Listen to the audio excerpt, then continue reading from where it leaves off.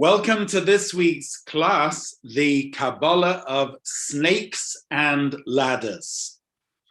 In Parshas Chukas, in chapter 21, verse 4, we find a fascinating episode. It says that the people journeyed from the double mountain from Har HaHar, retracing their steps in the direction of the Reed Sea in order to circumvent the land of Edom, which had not let them pass through. The people became demoralized because changing direction brought back bad memories of how their parents had been sent back into the desert for 38 years. So the people criticized God and Moshe. Why have you brought us out of Egypt to die in the desert? There's no bread, there's no water, and we're sick of this manna bread. God sent venomous snakes upon the people, and they bit the people. Many people of Israel died. The people came to Moshe and said, "We have sinned, for we have spoken against God and against you. Pray to God that he should remove the snakes from us." Moshe prayed on behalf of the people. God said to Moshe, "Make yourself a venomous snake and put it on a pole. What will happen is whoever has been bitten will look at it and live." Moshe made a copper snake and put it on a pole. Whenever a snake bit a man, he would stare at the copper snake and he would live. What an amazing piece of Chumash. The story of the copper snake on the top of the pole that saves the person who is bitten by a snake. And hence, of course, the name of this class, the Kabbalah of Snakes and Ladders. We're going to share a beautiful interpretation of this passage in Chumash in a maimah of the Alter Rebbe in Likutei Torah, Parshas Chukas, on this pasuk that Vayisimehu ala nes, the Moshe put a nechash hanachoshes, a copper snake, on a pole, and anybody who looked at that copper snake would live. What is the inner mystical meaning behind all of this? First of all, let's start off with Rashi. Rashi says that you should put this on the pole. Amar Rabbi Seinu, our sages have said, does the snake kill or give life? When the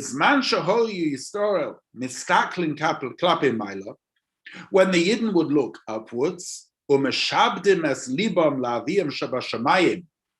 attaching their hearts to their Father in heaven, they were healed. And if not, they sustained the damage. They were not healed. So Rashi says the whole idea of looking upwards is that the Jews should direct their hearts to their Father in heaven. So seemingly the idea of putting this copper snake on a pole was so that the Jews should look upwards. The question is, however, why is it necessary to have the copper snake? Why not just tell them to look upwards? Secondly, there is an interesting din, a law in the Shulchan Aruch, in the Code of Jewish Law, that says that the posture of a person when they are davening Shemona Esrei, when they're saying the Amidah, should be Einov lamata v'liboy lamayla. One's eyes should be looking down one's heart should be soaring above. In other words, actually, one shouldn't daven looking up. Rather, one should look down, but one's heart should be attached above. Although it says that in a shul there should be windows, and it says that by looking out through the windows, one gazes at the heavens, as it says, lift your eyes up high and you'll see who created all this. Nevertheless, the posture during the Amidah should be ka'avda kame more, like a servant before his master, and a person should stand the right hand over the left in anova, in humility, as if standing before a great king, and with one's eyes down, but with one's heart above. And that being the case, what was the idea here of asking them to look upwards at this snake? And why have a snake there? Just tell them to look upwards to the sky.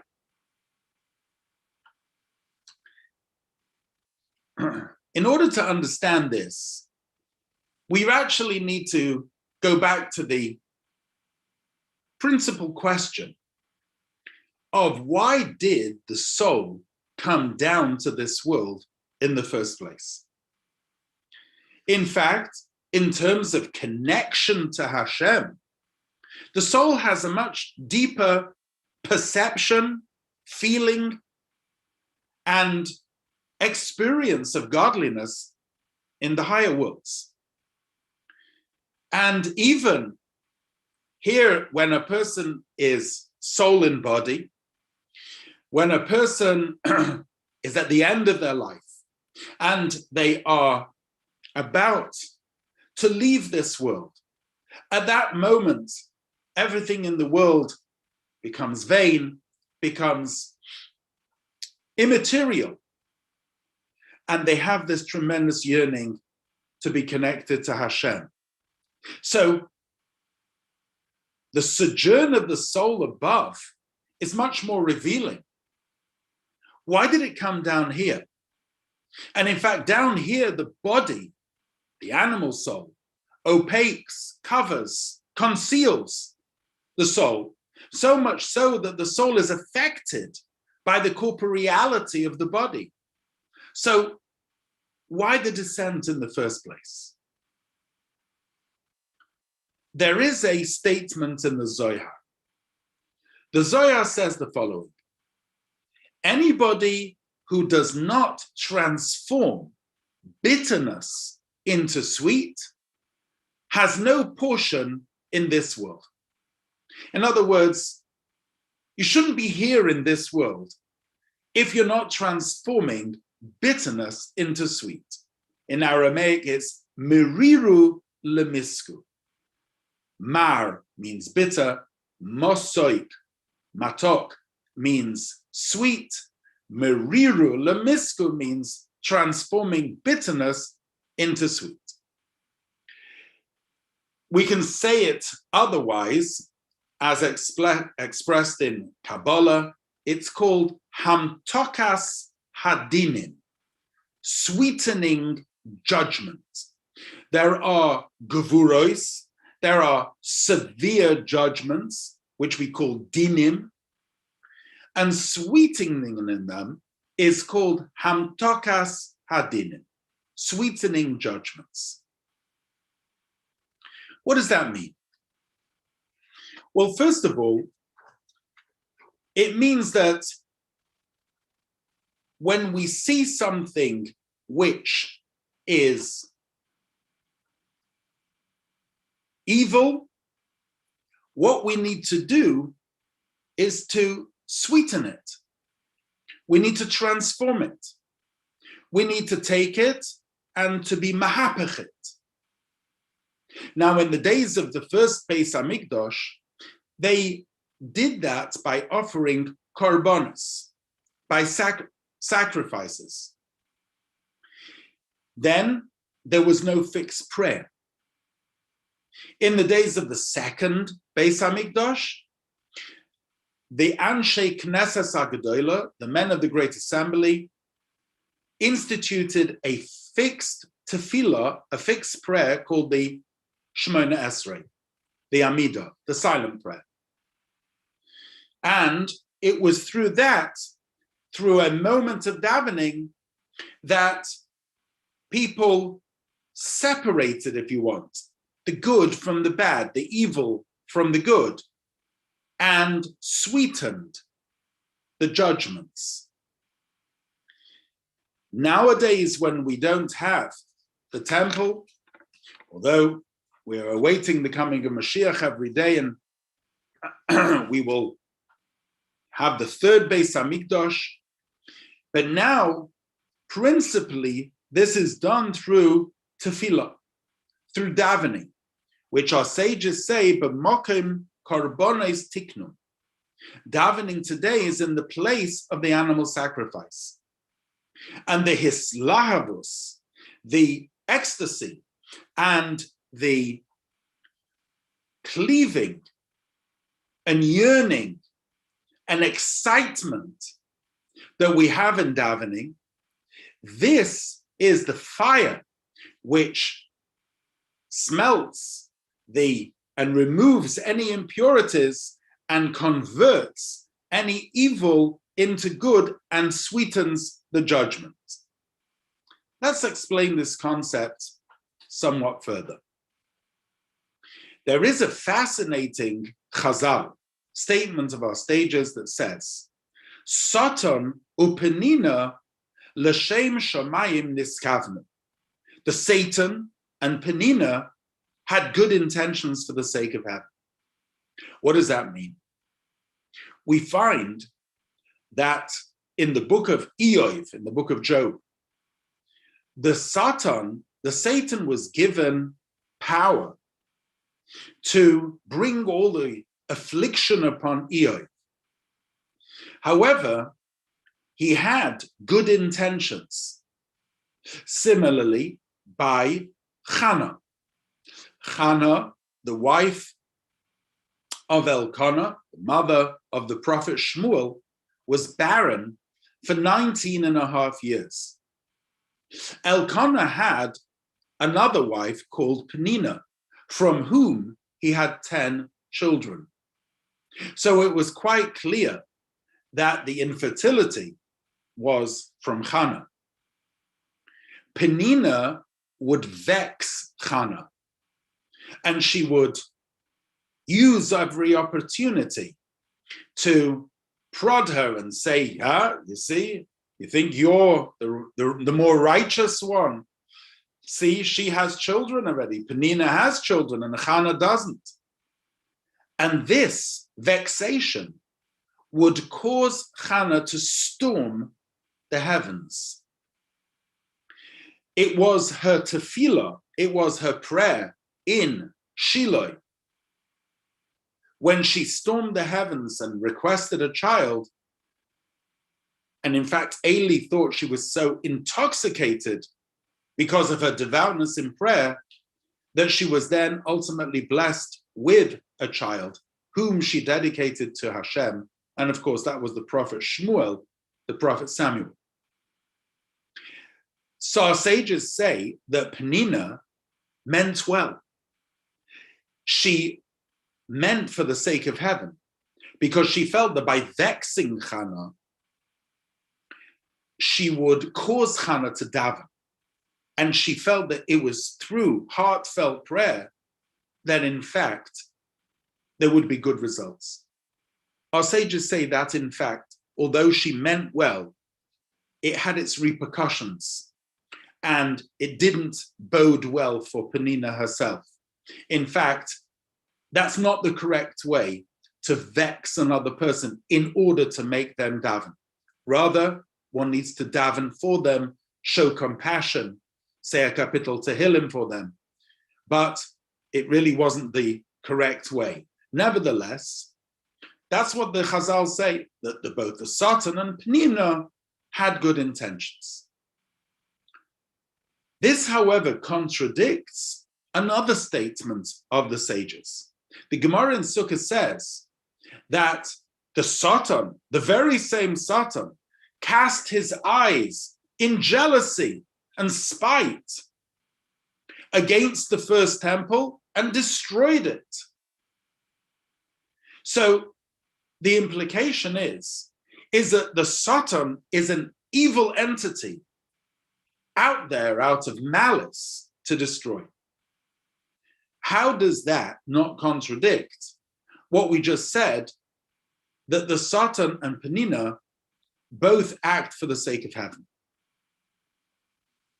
The Alter Rebbe brings a Zohar to explain this. The Zohar says that there was once a king. This is a mashal, a parable. There was once a king who had a son, and he brought the son up, a prince, in the finest traditions, sent him to the best schools, gave him the best tutors. And then it was the king's desire at some stage to test the moral compass of his son. And so he hired a harlot and commissioned her to seduce his son. And he told her that he would pay her handsomely for her work. Now, of course, there are one of two outcomes of this test. One outcome is that the prince resists temptation, stands true to his education, does not fall in the face of temptation. And then the king is delighted, of course, with his son, with his fiber, with his resistance, with his resilience. And he's happy with the harlot as well. She was, at the end of the day, the instrument of highlighting the prince's excellence. The other outcome, however, is disastrous. The prince is seduced and succumbs. The prince loses his father's eye, and he shows and displays his great weakness. The harlot gets paid because that's what she was commissioned to do. But the king is unhappy with her because she was the instrument of the downfall of the prince. Says the Zohar that the Satan means l'shem shamayim. The Satan works for the sake of heaven, because the Satan is like the harlot in the story, commissioned by God, employed, given energy by the Almighty, given existence by the Almighty to create this arena of challenge in the world. In order to have free choice, there needs to be the existence of good and evil. And there needs to be the free choice to choose good and life over death and evil. In order to have that, one must have temptation. And in order to have that, one must have the opportunity. And this is this world. And Hashem created it and vivifies it and gives creative energy to the sitra achra, to the side of unholiness. But like in the story of the harlot and the prince, it is only to resist, to overcome, and then, of course, the king is happy with both. Now, the Alter Rebbe explains the following. It depends where you are looking. If you're looking in Mokor and Shoresh, if you are looking in source, in root, then the Satan means l'shem shamayim, means for the sake of heaven. However, as that comes down into this world through the chain order of creation, it actually manifests itself down here in this world as pure evil. As the Alter Rebbe says in Tanya, chapter 6, that this world is mole klipos, it's full of klipa, urushoyim goverim boy, and the wicked have the upper hand down here.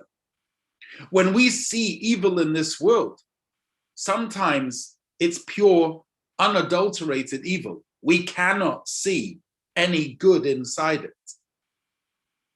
However, our emunah, our faith, leads us to understand that that's how evil has cascaded down here into this world. But in its makor and shorish, in its source, ein ra yored milamayla, no evil comes down from above, only good. The good, however, is manifest only in the supernal worlds. What comes down here is experienced as bad and as evil. So what we need to do is to train ourselves to be able to look at what's happening, lo lamara einov yishpot, as it says about Mashiach, not by looking merely externally with what the eye sees, but by looking internally. There's an interesting Gemara. The Gemara says, Haroya yisurim boim olav yefashfesh b'maisav. Somebody who sees pains and afflictions coming upon himself should search his deeds. Now, what a fascinating thing to say. If somebody sees pain and affliction, there must be a physical cause of that. If, God forbid, a person was attacked or had an accident, then who is the attacker? What was the cause of the accident? If, God forbid, a person is sick, then what infection caused it? Why are they sick? And what is the physical treatment of it?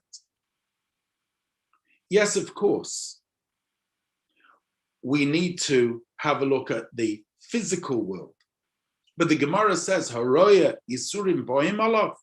Somebody who sees pain and afflictions coming upon him, ifashvish b'masa, he should look introspectively. He should do teshuvah. What is the point of doing teshuvah? The answer is because in addition to the track, the physical track, there also needs to be the parallel spiritual track. A person needs to see the two worlds as parallels.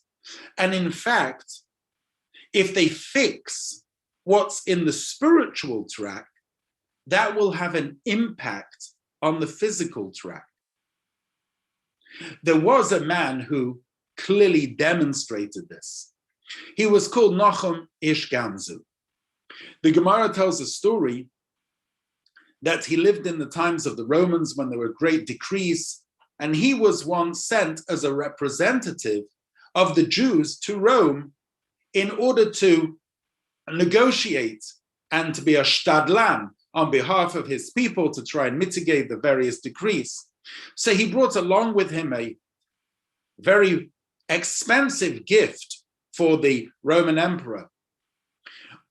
On the way, he stopped off at a certain inn, and the innkeeper inquired as to the point of his journey. To cut a long story short, the innkeeper realized that inside the box there was a precious gift, and in the middle of the night, the innkeeper stole the contents of the box, but instead replaced the contents, the beautiful gift, with some earth which was from the back of his inn. And Nachum Ish Gamzu didn't know the difference. When he arrived at the Roman emperor and he presented him with the gift, and the emperor opened it only to see the earth, He was aghast. Are the Jews making a mockery of the emperor? And Nahum, his response was, Gam zu latova. This also is for the good. At that point, it says that Eliyahu Hanavi, Elijah the prophet, came and disguised himself as a attendant to the king and said, the Jews are not that stupid to send you some earth. This must be very special earth. I once heard that Avraham Avinu would throw earth at his enemies and it would turn into ballistic missiles. Why don't you send somebody to the battlefield and see if that happens? So the earth was sent to the battlefield and it actually turned into missiles and hit the enemy. And of course, the king rewarded Nahum Ishgamzu for his beautiful gift and sent him on his way.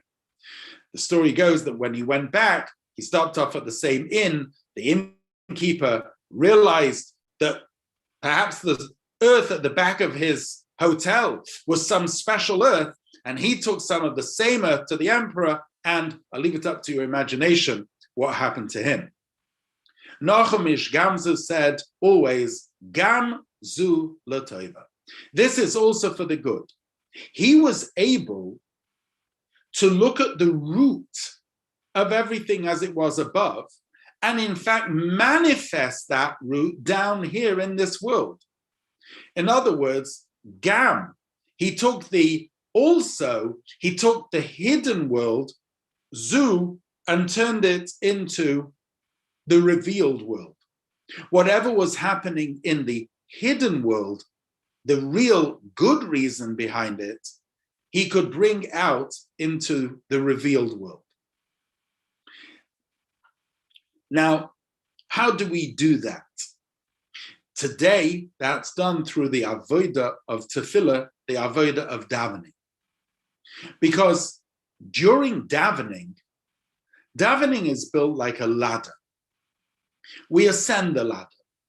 It has rungs. By the way, that's the pun, the title of this talk, the Kabbalah of snakes and ladders. Although the pole is used in the Chumash, I use the word ladder because tefillah is like a sulam, is like a ladder. Its foot is on the earth.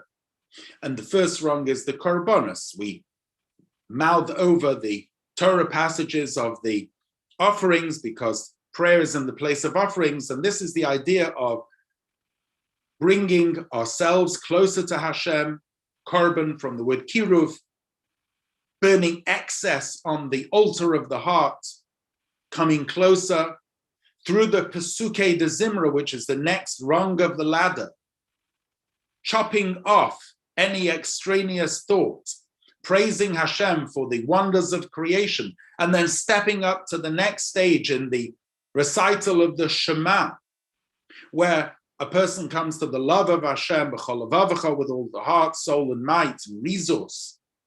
And finally, climbing to the apex of the ladder, the top rung in the Amidah, when a person is standing literally before Hashem, ka'avde kamemore, like a servant before their master. At that stage, at the top of the ladder, of course, when you climb a ladder and you look down, everything down below seems insignificant to the panoramic view from above. The higher you go, the less significant what down here is. So when you look down here and you actually see the evil, the bad down here, as you climb the ladder, what you realize, and you come closer and closer to Hashem, is you realize that Hashem has only sent that down here to act like the harlot testing the prince. And the idea is to resist, overcome the temptation. And in fact, then the king is happy with the harlot and is delighted with his son. You should serve Hashem both with your Yetzer Tov and your Yetzer Hara. There's an interesting statement of Chazal. It says in the days of creation, Hashem saw that it was Tov Ma'oid. It was exceedingly good. So the sages say Tov, good, is a reference to the Malach HaChayim, the angel of life. Ma'oid, exceedingly good, is the Malach HaMavis, is the angel of death. How can the angel of death be exceedingly good? It's manifestly bad. Well, it depends where you're looking. If you're looking down here on earth, it's bad. It's evil. But if you're looking at its source, if you're looking at its makor v'shoresh, then it's a different story. So, Haroya Yisurim Boim Olav, somebody who sees pain and affliction, what they actually need to do, the correct response is teshuvah, is to return to Hashem. Because when they return to Hashem, they will see that what really needs to happen is that they need to become closer to Hashem. That has an effect of hamtokas hadinim, of sweetening the judgment, so that it actually should have the effect down here of turning it into something good. So let's say, chas v'shalom, a person loses their job, or there's an illness. So outwardly, it's bad news.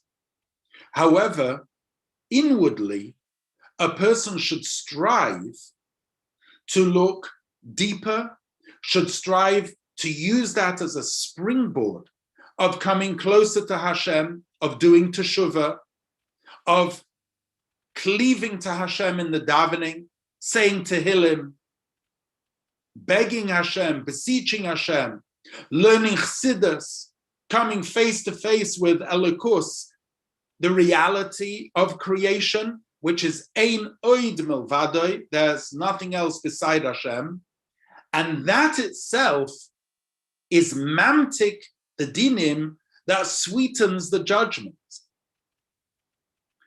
Now we will understand the whole concept of the Nachash HaNechoshes, of the copper snake. It's not the snake that kills or gives life. On the other hand, the snake represents the evil down here. That was the snake in the Garden of Eden, which was the beginning of the descent.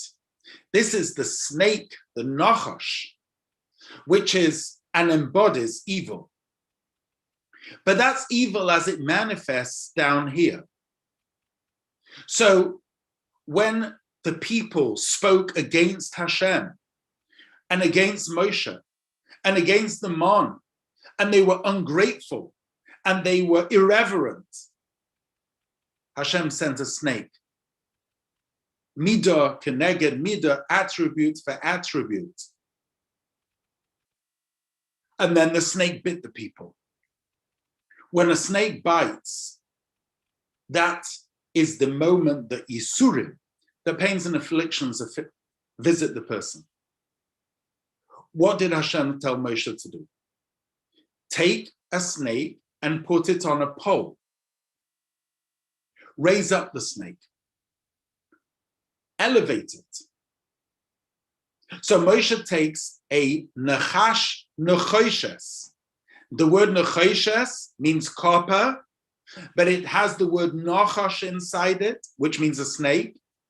And in fact, copper reflects many various different colors, and it can transform one to the other. Take that snake and raise it.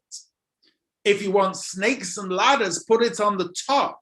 Raise it to its source. See it as it really is, that from heaven, nothing comes bad, only good. It's only as it manifests itself down here that it's bad. V'hoya, and it will be. that anybody who was bitten by the snake will lift their eyes upwards. They'll see the Nachash HaNachoshes, the copper snake, on the pole, v'chai, and they'll live. Why will they live? Because they will see the true source of the snake. They'll see it's like the harlot in the story of the prince, and that's just an employee of Hashem to test the person, to cause them to do teshuvah. And when a person does teshuvah, that inner dynamic, looking upwards and realizing the source of the Nachash, that itself sweetens the judgment and causes that v'chai, that a person should live. And so, the lesson that we can all learn from this is straightforward but difficult to put into practice.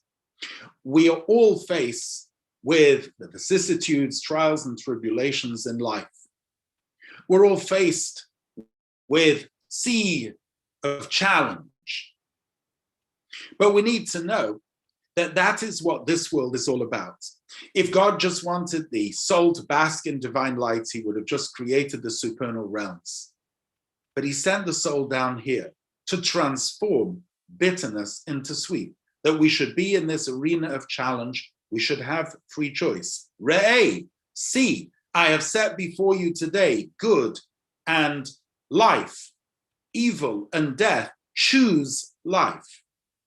That's our job here, to transform the bitterness into the sweet. How do we do that? We need to raise the copper snake on a pole. We need to realize that all that challenge is there in order that we should prevail and transform it by suppressing it initially and transforming it ultimately. And when we do that, we realize it's tov ma'od. It's actually very good, because then the king, of course, rejoices in the prince. The prince has proven his allegiance to the king. The king is delighted with his son. The son has survived the temptation and has shown that his moral, royal fiber is intact and living, and is befitting of his position. This is a very, very beautiful maimah of the Alter Rebbe, and each one of us needs to take that lesson in our davening, that when we daven, we should daven with deep attachment to Hashem. We should daven with hislavus, with excitement, knowing that we are in Hashem's world and that everything around us can be quite challenging, but that challenge is quite simply there for us to sweeten, for us to transform, and to create a dwelling place for Hashem down here in this world, ultimately bringing Mashiach Tzidkenu b'mheira v'yameinu mamash.